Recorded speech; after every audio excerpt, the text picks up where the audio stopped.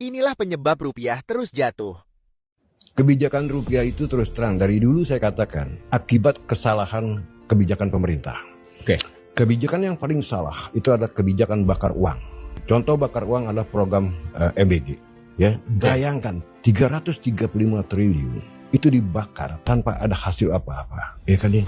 Coba Anda bayangkan kalau uang sebanyak itu, ya, membangun fabrik, membangun proyek, membangun jalan tol, itu bisa berapa besar dampak positifnya pada ekonomi kita. Tapi ini tidak. Bahkan saya sudah berkuar-kuar dari tahun lalu, batalkan, tetap aja diteruskan. Akibatnya apa?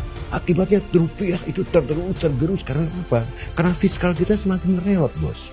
Bentar, tapi Prabowo bilang MBG menyerap 1 juta lebih. Ya itu lapangan biasa kerja kalau bikin warung. Dan kemarin ada Uni Lubis membahas bahwa perputaran ekonomi lokal dari MBG itu less than 5%. Itu penelitian KPK. Iya, penelitian KPK. Iya.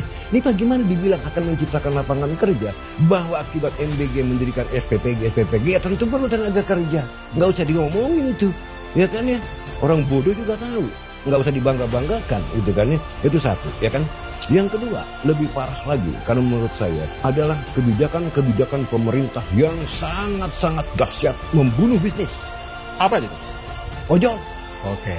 Ya, bagaimana potongan commission fee 20% dipotong 8%. Itu Pak, kalau sampai operator seperti GoTo dan Grab itu bangkrut, bukan bangkrut, mereka bilang I give it up karena tidak bisa mengcover operating cost saya, 7 juta driver ojol loh. Dan bisa-bisa mereka bisa jadi pengangguran. Dan Bapak bayangkan multipliernya kalau satu driver ojol ngidupin 3 orang di rumah. Oke. Come on man. Nah apalagi di tengah situasi kayak begini, saya bayangkan ini badai PHK akan gila ini di semester kedua.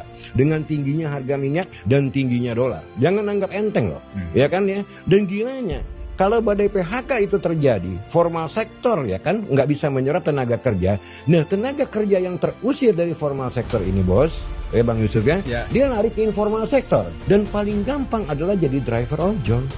Ya, ketimbang mereka bikin warung Tegal, ya kan, buka cilok lah, semplak lah, apa itu nggak gampang. Paling gampang adalah mereka beli motor, jadi driver ojol. Dan kemarin kita lihat lagi, ya, masalah PT Danantara DSI. Oke.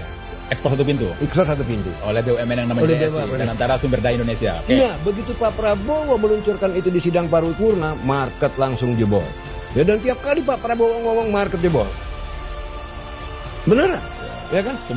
Sementara komunikasi pemerintah itu penting gitu ya. Sangat penting sekali. Ini sama sekali tiap kali Pak Prabowo ngomong market jebol, rupiah jebol.